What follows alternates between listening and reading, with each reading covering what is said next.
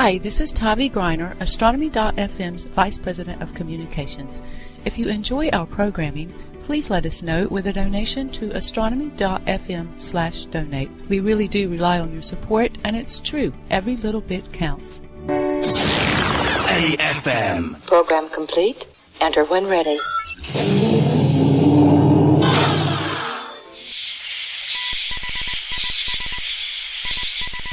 The curtain of night is drawn back. The telescopes are trained. The domes are open. The audience is set. Now, step into the event horizon. Good evening, everyone, and welcome to the Event Horizon here on Astronomy.FM radio. It is another Friday evening, and this one happens to be November the 3rd, 2017, 9 o'clock in the evening. For those of us, and we're going to do what we do every Friday night, Marty. We're going to take over the world. That's right. Thank you, Starstorm. Now, you have to excuse me, folks. I'm a little bit blary. I've got a head cold, so at some point I may decide, had enough. I don't think you're going to want to listen to me go like this all the time, so we'll see what happens. Oh, by the way, Marty, yes. 50th anniversary for Doctor Who was November the 23rd, 2013. So we're probably about 55, 56 years, maybe 57. Something like that. Coming up, yes. No, well, it's November already, so. Yeah, so it's the anniversary month, and we'll be 20 more days to its next anniversary. Mm-hmm. We were just talking, and other people in our chat room. By the way, come on over to our chat room at Astronomy.FM. Look for where it says Radio Chat. Click on that. Type in a name. Hit login, and you'll be here. Glad to have you here. You can ask us questions. We're watching our chat live right now.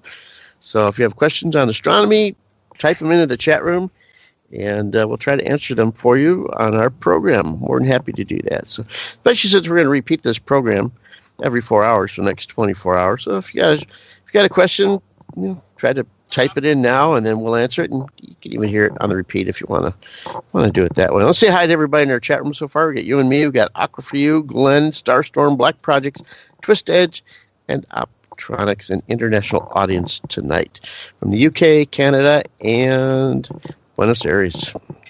And us here.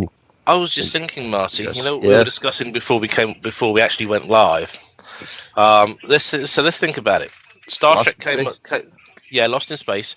So Star Trek came in 66, 3 years after Doctor Who. Mm-hmm. You also had the Outer Limits and the Twilight Zone, mm-hmm. which were running actually just before Doctor Who. Mm-hmm. But Doctor Who was the really big competition that American sci-fi or science fantasy shows actually faced. Mm-hmm. That and the fact that the writers paid a little bit more attention to science. Mm-hmm. Certainly much more in the episode where the fourth Doctor is at Jodrell Bank. At least he doesn't go and do what Jodie Foster does, which is to plug a pair of earphones into one of the aerials and try and listen to the universe. At least they didn't get that right. What else did we have? Oh, we had Quatermass. Oh, yes. I don't think Quatermass actually made it very well. I think a lot of Americans didn't like it. It was a little bit too scary with some of its post-war thoughts, and particularly. I've seen it in obviously repeats, but never original for that one. I actually have the first 3 Quatermass movies. Now, bear in mind, it started off really in the movies first, and then it got onto the TV and went to TV. And I think the last ever real Quatermass story was back in the 1980s with Sir John Mills playing Professor Bernard Quatermass. And in a post-apocalyptic world where a bunch of aliens have reacted a harvesting station, interestingly, bang smack in Wembley Stadium, I think one of them was. Ooh. Anyway, people vanished into green, misty goo. Yeah. But it was certainly interesting. There was a lot of competition, I think. Yeah, you had Lost in Space, which went from black and white to color. Interestingly, Star Trek was actually filmed in color because NBC, if I remember right, made a really big thing about it. It was their way of selling color television. Mm-hmm. because the whole thing was Star Trek was made and broadcast in color. So if you had a color TV at that time, you got to see it in color. A lot of people obviously had to make do with black and white. Yep. And of course, I think in the late 60s, BBC started playing with color transmissions. I think BBC Two went first, the very first shows in color, and then BBC One and ITV, when it finally came around, started really dishing into color. Of course, we had Invaders, all kinds of weird and wonderful shows, and I think from when Doctor Who really started going, I think of about the third episode of the first Doctor, the sci-fi war, so to speak, that really started, transatlantic sci-fi war, because Doctor Who was really taking people by storm. I think the thing people loved about it was in the early stories there were historical settings, and the BBC did its usual thing, and they went all out insane to recreate historical costumes, scenes, and events. Something like about the OK Corral. Yes, the Doctor Who, even the first Doctor, even went to take part in the gunfights at the OK Corral in the Gunfighters, which is sadly basically a missing episode.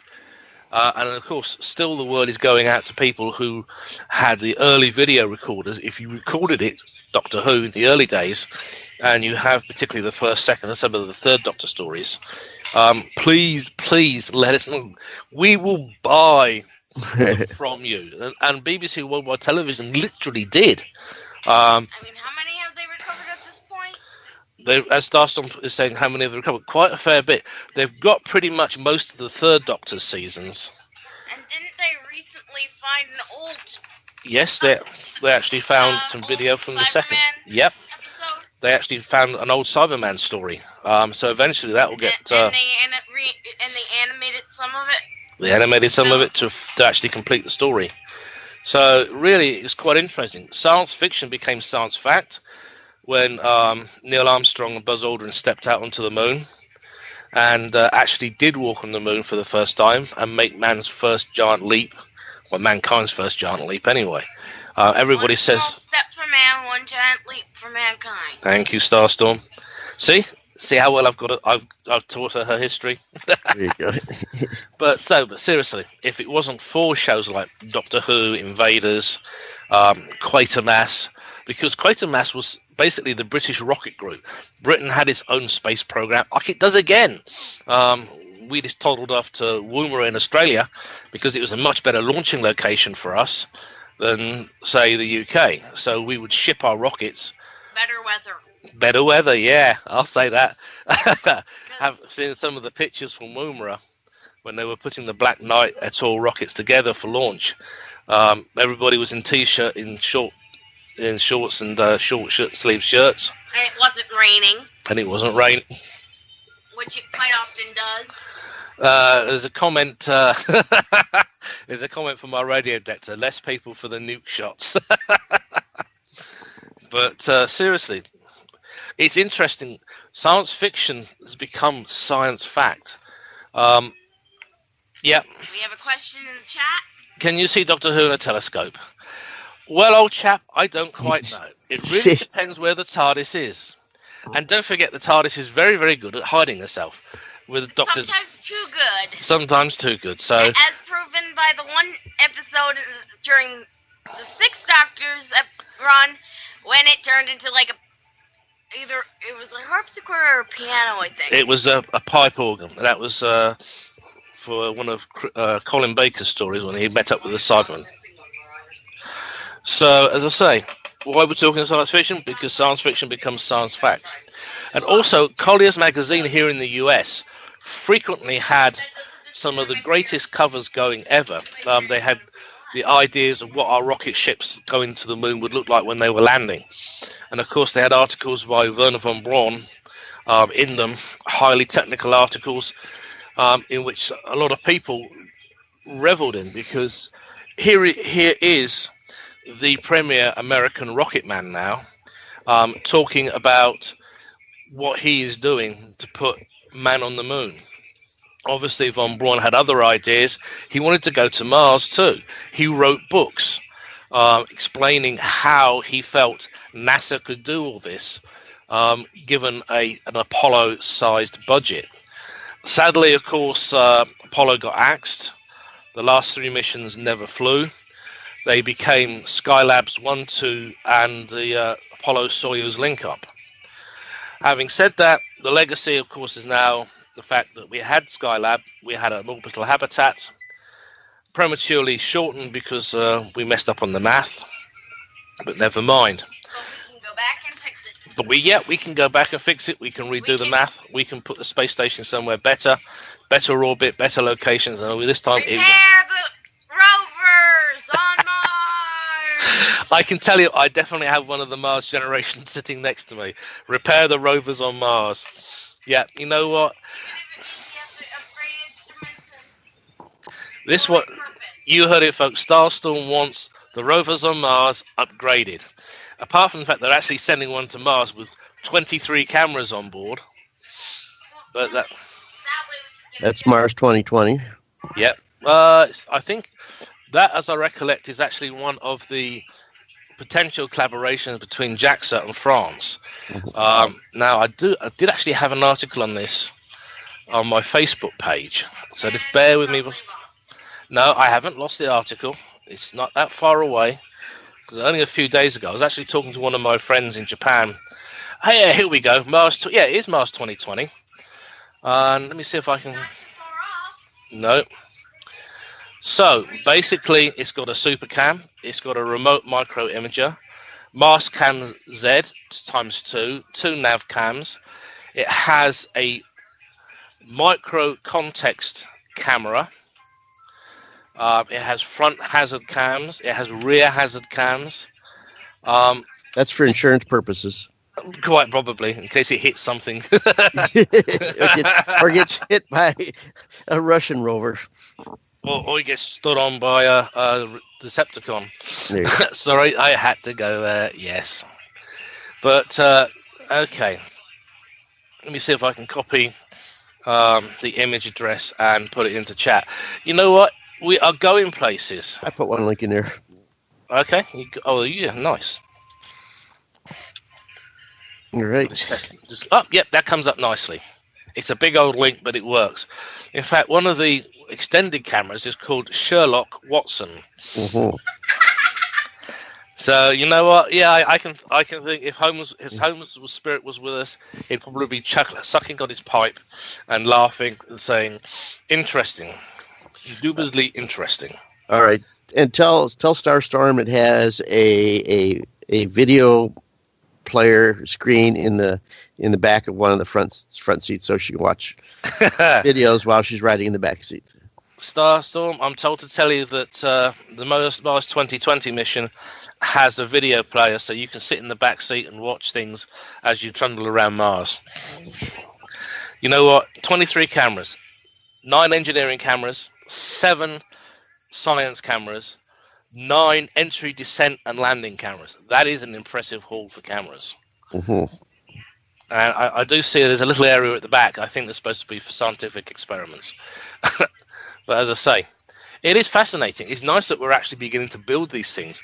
I'm sure that my old friend who built Beagle, would probably, if he's hovering around somewhere, given the time of year, would probably be very pleased to see something that could actually be considered a direct descendant of his late lamented probe actually doing well and going to Mars. Maybe this will beat the hoodoo.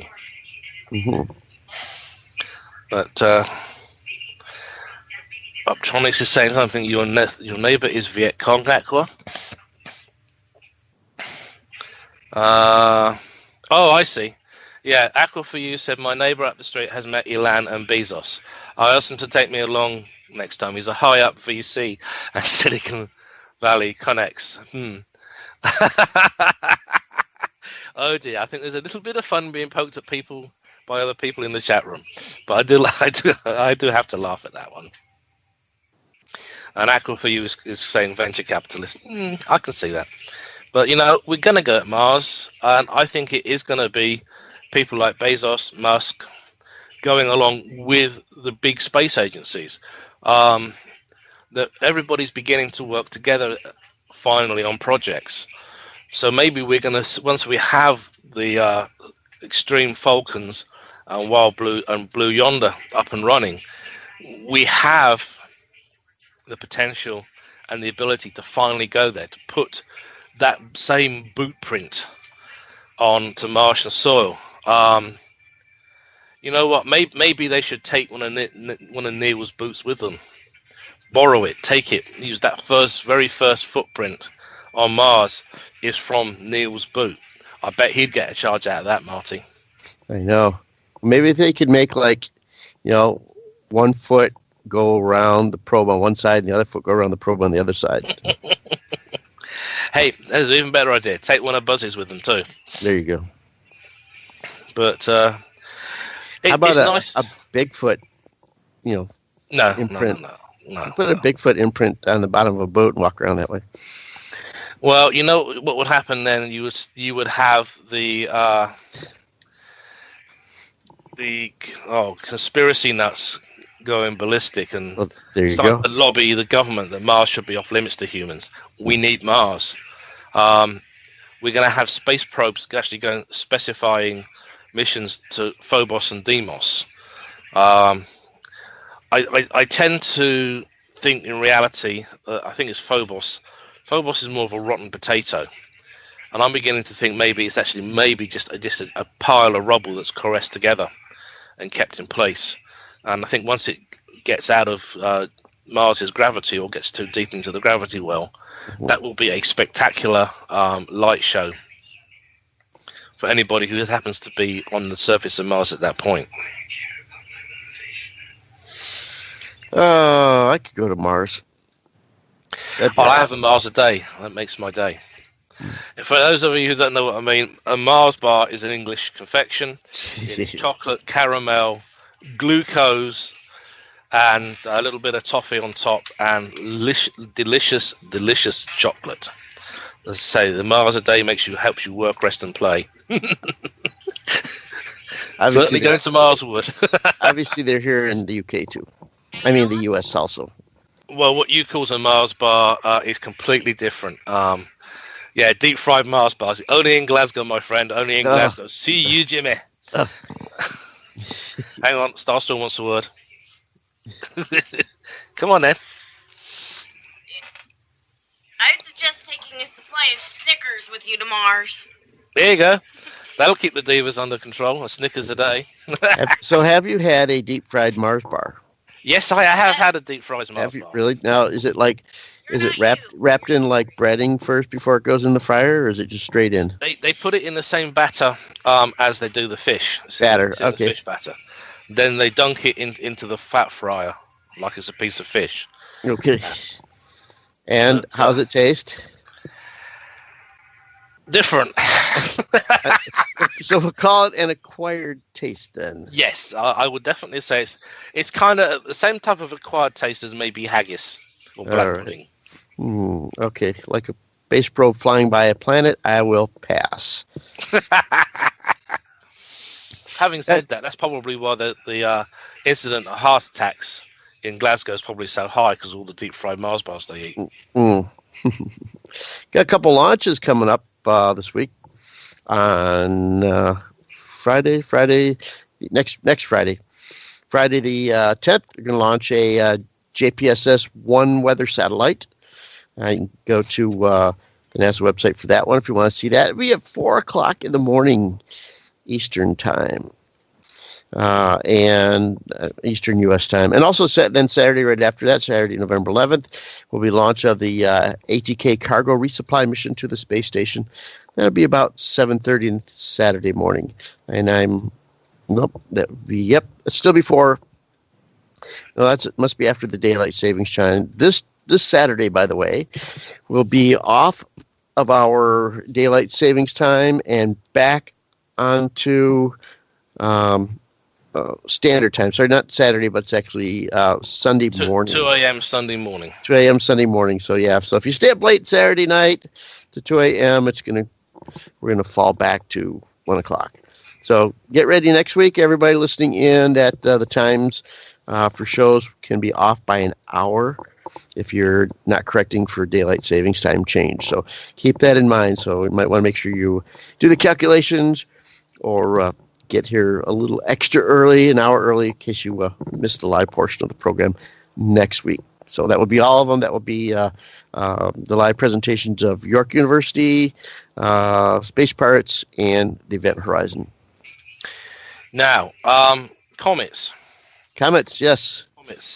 Comets. Now, I've heard a lot of people talking about C2017 T1 Heinz, binocular comet for the new year. I am not going to say it's going to be a binocular comet for the new year. I don't think so. Why? I don't think so. It's just been recently discovered, November the 1st. It's supposed to zoom by the Earth in January and may. Now, Bob King, I totally agree with on this, may just show up in your binoculars. Now, he's found it using the University of Hawaii's Atlas system. Now, to put this in context, Heinz searches for near-Earth asteroid with the Asteroid Terrestrial Impact Last Alert System, Atlas. And he came across the comet taken in images on October 2nd. So the survey uses two telescopes, one on Mauna Loa, on Hawaii itself, and the second on the summit of Hekau on Maui. But I get problems with some of these names, I admit it. Now, that's about 100 miles to the northwest. Now, the great benefit is the two widely spaced eyes allow for distance determination using parallax, which also helps in calculating the orbit. So Brian Marsden will probably have been jumping up and down with joy because he's got two telescopes, both within 100 miles of each other, and they can give a very good determination for distance using parallax. As Marsden used to say, if it emits light or makes an explosion, I want to know about it. So, is this going to be a brilliant comet? Well, at the moment, I don't think so, because it is way, way down there. It's 18th magnitude in October, 18th magnitude in Hydra with a 7-degree wide coma and a 10-degree long tail pointing southwest. Now, the preliminary orbit seems to indicate that the object was an Atan type, near-Earth asteroid spouting dust. We know this happens because an awful lot of dormant asteroids, they may venture a little bit away from their regular orbits, perturbed perhaps by Jupiter, Saturn, and Mars. And they then perhaps come close into the system and they start acting like comets. Some of them, we believe, could actually be dead comets. And I refer you to a conversation that I had a while ago with Messrs. Hill, Scotty, and Kowalski on Comet Watch. Now, perihelion doesn't occur until February the 21st at a distance of 87 million kilometers. But prior to that, on January the 4th, it's supposed to pass within 33 million kilometers from the Earth. Now, given its intrinsic faintness, it's predicted to peak at magnitude 8.8. This is according to JPL Horizons and Yoshichi Yoshida. So that puts it within a range of most small telescopes and 50 millimeter or larger binoculars. So 20 by 80s, maybe. Will it be a spectacular tail? I don't know. Because basically, comets are like cats. They have tails and they do with them what they like. And I've seen too many predictions for a fantastic light show just fizzle. I'm sure most of us remember Comet Ison as being one. Comets Kohoutek and West in the past were others. Now, if we're lucky, maybe we'll get to see something. And again, you're probably going to need to use averted vision.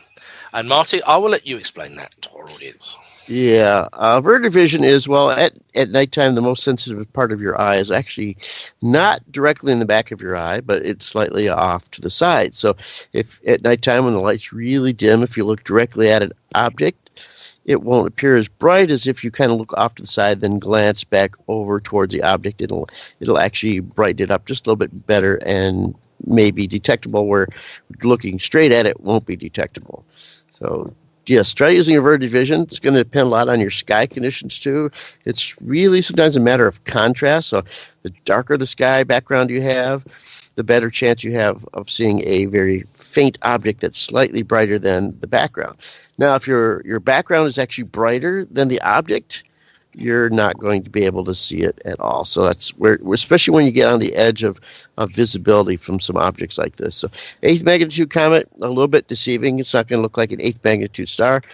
It'll look like an 8th magnitude star out of focus, which will make it expand, will actually make it appear dimmer. So it might be equivalent of more like 11th, 12th magnitude object. Yeah, it's a little deceiving when they say 8th magnitude. I've had a hard time actually seeing 8th magnitude comets if they're too diverse, spread out. It actually technically appears much fainter and really might be about the level of light polluted background skies. Now, the interesting thing is, given the comet's proximity to our planet and the steep orbital inclination of 97 degrees, it's going to be well placed. It's going to be a well-placed, fast-moving object for Northern Hemisphere skywatchers prior to perihelion. Now, post-perihelion, I want to be down with Terry Lovejoy and the Swan Hill gang, because it's going to make a mad dash south when it becomes accessible to Southern Hemisphere viewers. So this is the time, folks, to probably sign up for iTelescope and learn how to use it, because places like the SSO are going to be your best bet. So there's going to be a mad scramble, I suspect, to get onto telescopes owned by iTelescope, particularly in the Southern Hemisphere. And to be honest, they've got some terrific scopes, but they are fairly limited to ones in Australia. Now, that's going to be changing. I've had a survey sent to me asking me to list where I'd like to have observatories. So I of course, mentioned I was thinking about the school kids and the Liverpool telescope, and I thought, you know what, I'd like to see them in Nepal, I'd like to see them in Thailand, I'd like to see them in the Philippines. I'd like to see iTelescope in Chile too, because that can be a very good location to observe from remotely, and particularly if you can sight it maybe close to maybe the Atacama scopes and have ESO give it a little bit of parenting every now and again, particularly when the domes either refuse to shut or open. So basically, this comet, as it gets closer, will be traveling about 7 degrees a day, which is about, hang on a second, let me read this right. 7 degrees a day, or 17 arc seconds an hour. I'm not too sure about that. But it's going to be fast enough to see movement in real time. And during the first half of January, it will be circumpolar for mid-northern latitudes and visible all night. Mm-hmm. So yeah, if you've got access to a scope, or you can get access to, say, maybe Mayhill, Sierra Nevada, or even scopes out at Nerpico and other places, get there, get observing, and get your pictures. We don't know if this is going to be a regular visitor yet. We don't have a solid orbit. So there is an image. No, that's not on it. That's nothing to do with it. That's to do with the Moon and Aldebaran. But if you want to catch this one, I really recommend that you get moving and get set up. If you've got your own telescope and you've got CCDs, make plans to image from a nice dark sky location. Practice. Get everything practiced, setting up, imaging, processing. Because when you get your images from this particular comet, it's going to be literally a once in a lifetime. Until the Minor Planet Center can give us a really good orbit, this may actually be in its way in and then on its way out again for a very long time. And who knows, maybe never to be seen again anyway. Mm-hmm. Right now, I've got the map on it. I put it in our chat room. The position, it's just about rising right now. Just south of Cancer the Crab, and it's going to actually travel up through Cancer the Crab right around the third week of December, and then from there it's going to go north of Gemini, through Lynx, Camelopardalis, and then where's it going to go? It's going to shoot across the sky, come down through Andromeda, Pegasus region, or maybe a little farther between actually Pegasus and Cygnus would be a little bit more accurate, I should say. And then it's going to go down by Aquila, the Eagle. That would be in February, into Aquarius in March, and then pass by Capricorn in April, to give you an idea. And then keep heading south into Pisces Australis, so kind of close to Fomalhaut, Crux, Tucson, and then Octans, and keep on going that way. That would be right around June or so. And I can imagine that some of the Swan Hill crowd, I'm sure Terry will be out after it.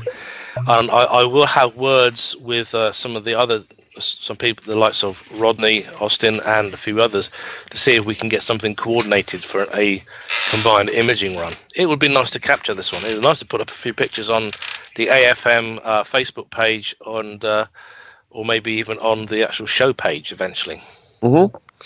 The link will be in, of course, our on our Facebook page, on our home page, and you can also go to weekly. I type in my search engine, Weekly Bright Comets.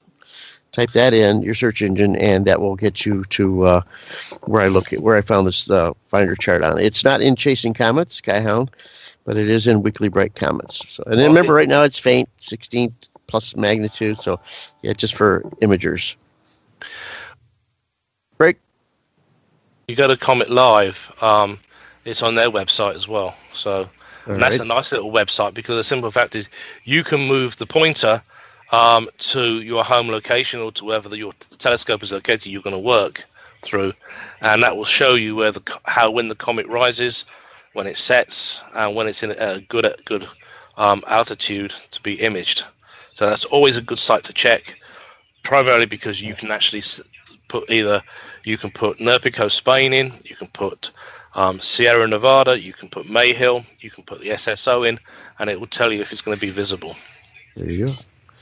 All right. I want, of course, it's time for station identification. You're listening to the Event Horizon here on Astronomy.FM radio. We're about halfway through our program right now, a little bit beyond half past the hour of November the 3rd, 2017, Friday night for those of us here in the eastern portion of North America, also known as about 1:30 in the morning, Saturday morning, November the 4th, 2017. Get that date a little bit twisted there. So still have a program to listen to, and don't forget we've got more programming coming up after the Event Horizon, like 365. So check that one out. And of course, come on over to our chat room at Astronomy.FM. Go look where it says Radio Chat. Click on that. Just type in a name you want us to refer to you by, and you'll be here. Hit the log. If you want to ask us questions, feel free to do so. We'll answer them right on air. In fact, let's say hi to everybody in our chat room right now. We got you and me, Aqua for You, Glenn, Starstorm, Black Projects, Twist Edge, and Optronics. Glad to have everybody in our chat room live right now. See, the thing is, yes, you were saying? Aqua for You was saying about instead of taking his laptop up the hill with him, he prints his star maps out at home. I prefer actually to either take the laptop out into the garden, into the to where the scope is, connect it all up, and then just put a box over it, make a little laptop cave. That'll help keep the stray light down as well, particularly if you've got a red filter running. Yes, but that helps. But the laptop, I like printed charts also a little bit better, because what I could do is I could take them out in hand, binoculars in hand, red light, shine the red light onto the star chart, and hold it up in the air next to where the general constellation is that I'm going to be looking at, and kind of go back and forth between visually looking at the constellation and looking at the star chart. A little bit difficult to hold an entire laptop up with one hand. And if you don't just get a little table, mate. Well, it's kind of hard to hold it up in the air, like above head height, when you want to, use it right next to the constellation you're looking at. So, and then of course you got to get it to red mode. You got to be able to brighten and dim it down as you need it. A little bit difficult to do, but it's easy to shine the flashlight onto the chart, move it away, on the chart, move it away with a red flashlight. Makes it a little bit easier that way for me. So I prefer the printed page too. Yeah, I do have printed charts. I have Urania. I have Will Tyron's excellent star maps, which I keep in the observatory. I can't get to them right now, but it's a lovely chart. It's very conducive to being used. Ah, there it is, he says. Excuse me a second. Alrighty. Juno recently made a close pass to the planet Jupiter. That was back on October the 24th, but Jupiter's kind of like behind the sun right now, so they had to wait a little while until now to be able to transmit the data around the sun back to the Earth. So, yeah, definitely made a nice successful pass, and of course some brand new images of what Jupiter's south pole happens to appear like right now. So always good images from the Juno mission flying around Jupiter right now. Hi, Cassie. Welcome to the show. Yes, Glad indeed. you can make it. The thing is, yeah, paper charts are great. But the thing is, I have totally gone to the dark side. I do imaging. I don't do visual observing anymore. Well, yeah, okay, I do visual observing of the moon because I like to crater hop sometimes with either the binoculars or with a small telescope. But then I'm going to want to take a photograph. So I tend to set everything up, connect the laptop to the camera so I can see the image live. I'll focus on it using the software for the camera via the laptop, and I will look and I'll guide the scope using Virtual Moon Atlas onto the area of the moon I'm interested in. To be honest, when I go out imaging, I'm looking for maybe two things, maybe three. Really depends. Sometimes if I get interested in Jupiter, I'll go look for Jupiter and Saturn every now and again. But really, I'm looking at the moon and I'm looking at comets. So it's easier for me to image and actually look at the tape direct as it's forming on my screen. Yes. And of course, the other nice thing is, of course, I'm using planetarium software literally to guide the scope. So if I decide I want to go and look for a comet, I'll shut down VMA and I will then go and run up Starry Nights Pro Plus 6. That's where I'm at the moment, or the Sky X. I like both. And then I will tell that what my target is, and then I would just sit and watch on the screen. Not to mention that handy dandy phone app you've got. Oh yeah, my handy dandy phone app, as she points out. There you go. That's the fun thing, because you can actually, there are apps that will guide your telescope from your phone. Yep. They use Bluetooth connections. I think one version is available on Android. There's about 2 versions on Android, and there's at least 1 version on iOS. So you are not really stuck at buying one type of phone. You can buy the phone you want. You can find the app, but you need to make sure that the phone you've got is capable of running it. That, and of course, by going the Android route, I find all my apps are so much cheaper. Let's see. Little bit of solar activity, no sunspots, but there has been some coronal holes. So wind speeds are up, but just barely for the sun. So yeah, if you happen to be standing on the North Pole of the Earth, you're going to see some nice aurora, or slightly south of that. But generally, not a whole lot of activity coming off the sun right now. Well, you know what? It goes through quiet periods. This is a variable star after all. And sometimes it decides to wake up and give everybody a fright by kicking off M and X flares and really waking everybody up. There you go. Got an occultation of the moon and Aldebaran coming up Sunday night around 8 o'clock ish, and then on for a little while after that. And it actually looks good for North America too. So check that one out if you're out observing Sunday night. Aldebaran will be going in front of the moon, so it should be going in front of a bunch of other stars too, because it happens to be right in the Hyades there. So we should be able to see the moon blocking or going in front of quite a few stars. So that'd be an interesting night if you're out observing Sunday night, if you have some clear weather. And it's kind of close to full moon. That kind of, who cares? It's it is a full moon actually, so it doesn't really matter. But So when you have Aldebaran, first magnitude, the moon covering in front of it, that'll be an easy one to see. Might be hard to see some of the fainter stars of the Hyades getting covered up, but Aldebaran will be a nice one. And finally, one for those of us here in North America get to see something like that. Now, let's have a look at this picture that's been put in the chat. That's a nice little picture of the moon. Thank you, Aqua, for you. I must go check the take from the telescope I'm using. I left it with a mission to go to the moon and take some pictures for me. Right. So later on, I will go check it.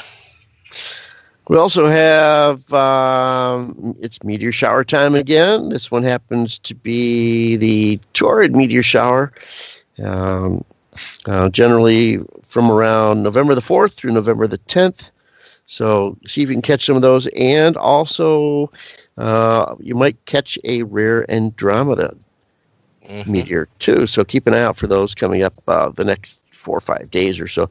Full moon. Going to be difficult to see some of the fainter ones, but you might be able to see some of the brighter ones. Not really a great shower, 5-ish per hour, so not a great meteor shower. But if you do see some, see if you can trace it back and let's see if it looks like it's coming from the constellation of Taurus, which is well up in the early part of the evening. But it's always better to wait after midnight for the best views of them. That's when the Earth will be twisted and you'll be actually going into the shower and have the best chance of seeing it. Always good. I have to admit, I've been out most mornings when it's been clear, and I do get some very nice looks at the top part of Canis Major, and certainly Orion is there bold and brilliant in the mornings, so it's quite nice. I was talking with Akrafew a little earlier in the chat room about he wants to image Thor's hammer, and I looked that one up, and you see 2359. It happens to be just east of the star Sirius, so that's just starting to rise right now. Well, I've actually imaged Thor's helmet before. Okay, helmet. That's right, helmet. I keep wanting to say hammer, but it's Thor's helmet. It's not Molinar, it's the helmet. It's the helmet, yes. Helmet. Yeah, I used to. It's one of the back in the days when Glenn, myself, and Selby were all on the same place. We would have fun imaging that, and we would cover each other for missions to do that, so we could get images and stack and do fun things like that. Cass has been reporting seeing meteors for the last 3 days at 5 o'clock in the morning. So cool. I'm only just dragging myself out of bed at 5:30. There you go. But that's work for you. All right, let's see. I've just decided to visit the couple places. Heavens Above. Haven't been there in a little bit for figuring out when the International Space Station is going to be flying over. Let's see where it happens to be over right now. It is right over tip of South America. So maybe Optronics can be able to see it right now. Maybe not. Hard to say. Have to get on there and put in your coordinates, and then it'll tell you if you can actually see it passing over. That's the nice thing about the app. It tells me when it's going to be visible. Now, I actually use a program called PCSat 32, and that gives me everything. That tells me when I can see it, when I can hear it, and I do put an ear out, turn on a radio or two to see if I can hear either the beacons from the ISS on 2 meters and 70 centimeters. I recently revisited a website called CalSky, CalSky.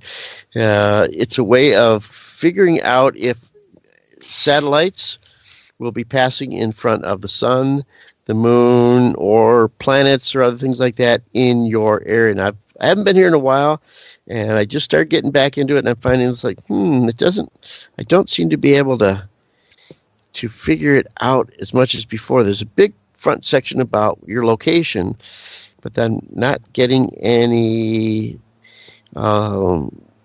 dates for when things will be passing in front of something. So maybe I've got to go back over again. So I get emails from it all the time. Oh, you get, I'm not talking about alerts. I'm talking about just going to the site and pulling up a list of satellites that will be passing in front of things. So I think I need to go revisit it and a little bit more and read it a little bit more in detail. So if you're thinking about that, you might want to, again, go back and visit it so you get familiar with how to use the program, the website, and maybe you'll see something pass in front of something interesting. I know our buddy down south, Stephen Ramsden, from the Charlie Bates Solar Astronomy Project, also known as solarastronomy.org. He just imaged the International Space Station going in front of the sun from his location. That was just about 2 weeks ago, actually. Still a project I want to do. Now, you can also use it to track Taiyong 1 and Taiyong 2. Yes. Because they're also another pair of bright objects in our sky. Mm-hmm. Let's say it's free to register, and for instance, if I go onto asteroids, so it talks about a little bit about them, and it gives you some interesting information. It shows you their distribution on the ecliptic. You can temporarily register. You don't even have to register. You can just go in and type in your coordinates, and it'll generate some charts for when things are going to happen in your area or within, like, for instance, 15 miles of your area. So if you want to go see something and it's going to be a little bit away from where you're actually at right now, you can generate data for that too. So you can do a little bit of traveling and catch something interesting. I want to see the space station flying in front of the sun and in front of the moon. I like it because I actually I'm logged into it 99% of the time. It sends me emails. It tells me what's available. Tells me what's bright, what isn't. If I tell it what telescopes I have, it will pretty much tell you everything you need to know. It gives you data charts, perihelia, everything. So, for instance, if I just go into setup right now. He says keeping an eye on the time. We've got 15 minutes there as well. So what you can do is you can select your geographical location. Yep. And therefore you give this site a name, like a home, observatory, or whatever. You can choose your language. It's either a choice of English or German. And that way, first thing you need to do is define your site. So, for instance, I'm going to put... now, is this Cal Sky or Heavens Above? This is Cal Sky. Cal Sky, okay. So I'm got it set for choose a country to the United States. Okay. Let's see, Albany, New York. Okay. Go. So it's now going to tell me. It asks me what my time zone is. Yep. And then it asks you your astronomical experience from a hobby astronomer. I don't have a clue. I'm curious, learner, or an astronomer. Well, I'm an astronomer. So anyway, next time it says it asks for more settings. So it's going to let you pick fonts, calendar entry reminders. So which means you can actually import a Cal Sky event into your own calendar application, i.e. Google Calendar or Outlook. Now, sometimes it's going to ask if you want to use Google Maps. So you can link to Google Maps as well. Okay. Then it says free login and registry. I'm there, yes. And so you pick your username, Sarius the Dogstar, Aquarius, or whatever you want it to be. And then it's going to ask you to set a password, and they'll ask you for your email address. You will not get spammed. Trust me. I've been getting mails from these guys for so long. I had never had anything I didn't want from them. Now, it says that this is an option, but you don't have to actually do it. That's correct. That's okay. Correct. So, by the good thing about doing it is that when you tell it what you like to do, it will then start sending you reports. Okay.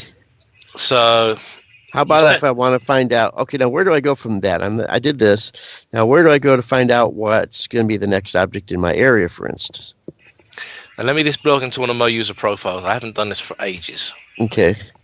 So I want to do this all as a temporary thing. I just want to go in here tonight, put in my information, and then figure out where things are going to happen, where and when things are going to happen in the sky next. So you press the button. It says, press this button to accept your inputs. Okay, now is the green button or the word go? It's a green button. Oh, the green button doesn't do anything for me. Oh dear. Okay, so it's got. You must press this button to accept your inputs. It says green for go. So okay, I've got it set up for Albany, New York. Okay, and it's got the United States, country name, site name. Yeah, that's fine. I pushed the word go, and it just went back to the personalize your CalSky page. That's interesting. It's done that for me too. Oh dear. So where is the actual information? That's what I was wondering. Choose your language. On that. So I think I've got. See, you got to put a name for your site. Name for my site? Yeah. Okay. So I'm going to put home. I did put a name for my site. Yes, I did that. And then we'll figure this out here. Everybody can even join us too if you want to, or just go to CalSky. Join and have some fun with us. Yeah. Okay, so where it says choose country and location, I've clicked go there, and it's told me it's the name of the city, it's given the location, and the nice thing is it gives me the Maidenhead locator too, because obviously someone's told it I'm a radio amateur. Maybe I've got to type in where all these little red buttons are here. So let's choose location, larger city near me. Maybe it's a required field that I didn't put in, so I can try that. Let's try this. All right, I did that. This has been updated this year on the 27th of October. Okay. So I'm just going to accept the cookies. Yep. So let's go back to them. I'm just going to pop back to the chat room. Alrighty. So I'm still trying to get some information out of here. So maybe I missed some field or something like that. So, and my location keeps changing. So I forgot. What we've forgotten to do to log in. We have to actually log in. But you know what? Creating a login is very, very simple. It's probably worth it actually in the long run. So let me just remember. I've got to remember how to log in. I haven't been here for quite a while. Every time I do a login and a password, I always forget my login and password. So I try to go back again. And then if I remember the login name, but not the password, it tells me that somebody else has my login name. Yes, I have my login name, but I can't remember my password. So I don't like to use login names and passwords. I've never had that problem. I just got to remember how to log into the site. I haven't used it for a long time that way. Okay. So I'm not typing something in. Maybe that's requiring the information to pop up for me. So, and then where happens after that? Do you remember? Basically, you can then decide telling it what you want to see. Okay. So it's actually telling me right now, Tuesday, the 7th of November, there's a Vega launch.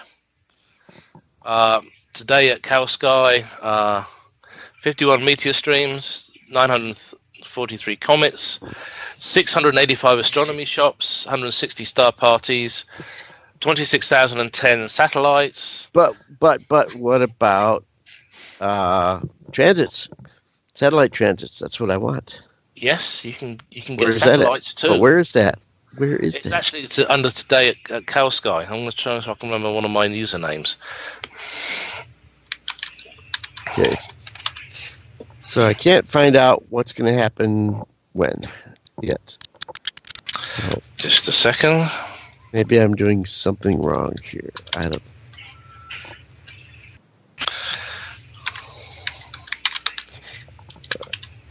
Let's see what else is coming up.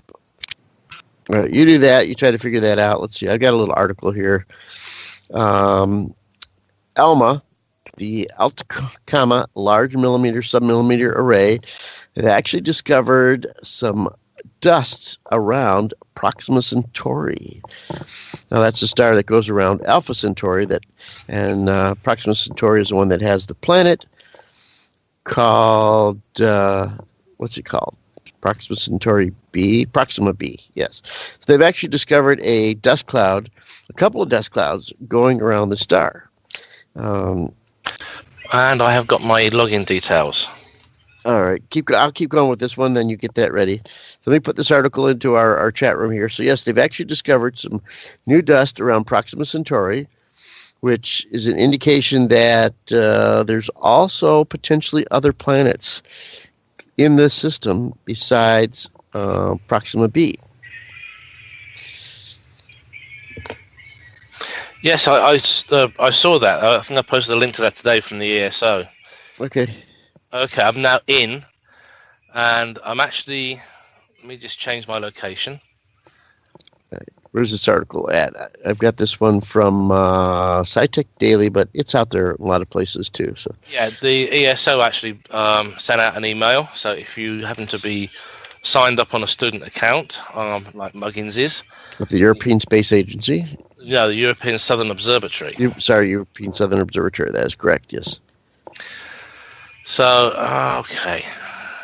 Yeah, so that's kind of cool. There's like more stuff going around the system. So the dust cloud is actually beyond, outside of Proxima b, and then there's it's a little bit bigger one. Then there's one even farther out. So again, they're thinking it's mostly small stuff too, kind of like our asteroid field, but with a lot more stuff, a lot more dust, dirt, and particles and things like that too. So obviously they'll be checking in it, and I would assume looking for clumps and things like that, and then that also means potentially more planets. So continuing the search for more planets in our closest neighbor star system. Now I actually got to my account. So once you're in there, all things like meteor streams, click on that. And it tells you, it calculates the visibility of meteors, shooting stars, of the following streams. So at the moment, it's going to give me a printout. It lists all the streams. So you can calculate the visibility. So let me go back here 1 second. All right. It says, please be patient. It may take up to 60 seconds, depending on the current load. So if we've got about 80 or 90 people, it's going to take a little while. So let me just X out of that request. Okay, satellite elements. Satellites, here we go. Now, it lists all the artificial satellites starting with Vanguard 1. It goes through the Tyros, Transit, Solrad, Echo series, Courier series, Scout, Explorer, Thor Able, Engine, SR3, literally every satellite that's up there is listed. I think there's over 26,000 pieces of information for each satellite. So you can literally pick a satellite. Okay, this Alert 2. So I wonder why it didn't work for me. Because I'm logged in. I've done it without logging in before, I think. Yeah, it's telling me that the Alert 2 rocket, brightness is between 3.2 at perigee, full illumination, to 5.5 mag at 50% illumination. It has a 5 meter square radar cross section, and its designator, its space com designator is 1965-098C, and it gives you the elements. This 0.5 day element. So all this pop up after you hit the press this button to accept your inputs? Yeah. Did it pop up automatically? Basically, what it is, in the box, we're running out of time. The welding party is going to get back together. Where's Starstorm? We're going to get ready together for beam out shortly. We had a couple minutes yet. We're okay. So anyway, when you're on this, it tells you on one side what's visible. And so you select satellites, and then it takes you to another page where it lists all the satellites that are available to you. So this is going through pretty much everything that was launched up from the 50s onwards. Okay. I have to go back over it and figure out how I can get in temporarily, and I'll let everybody know how to do that too. So it is worth having as a permanent login. I've got about 8 different locations set up, from Keswick in the Lake District to my hometown in the UK to here in the US and several other places. Particularly the places I use for remote imaging. So they're all on there, and I can see what's what. Yeah, I think we're getting a signal. Just 1 second. We're getting pretty close, yeah. About time for us to... This is the away team to Captain Savick on the USS Miranda. 3 ready for beam out. And please, Captain, make it fast. Oh, we got time. Did I hear the chirp? Yeah, I heard the chirp. Oh, I didn't hear the chirp. There we go. All right. Well, thanks, everybody, for tuning in tonight. Really appreciate you being here. Appreciate everybody in our chat room tonight. Don't forget, we've got more programming coming up, like 365. And thanks, everybody in our chat room. And we'll be back again next week. See you on all right, everyone. We're out. My throat will be a lot better, too. Yeah. Good night, everybody. Good night. See you next time.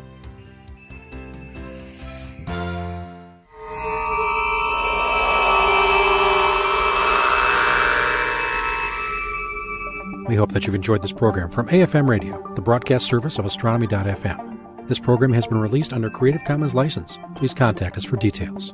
You may find more of our AFM original programs on our website.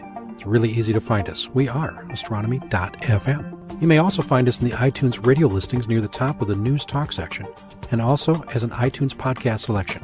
We'd love to hear your comments. Please email us at radio@astronomy.fm. Thanks so much for being part of the voice of astronomy around the world and across the known universe. This is Astronomy.FM Radio. Hi, this is Tavi Greiner, Astronomy.FM's Vice President of Communications. If you enjoy our programming, please let us know with a donation to Astronomy.FM/donate. We really do rely on your support, and it's true. Every little bit counts. AFM. There I was, doing my thing.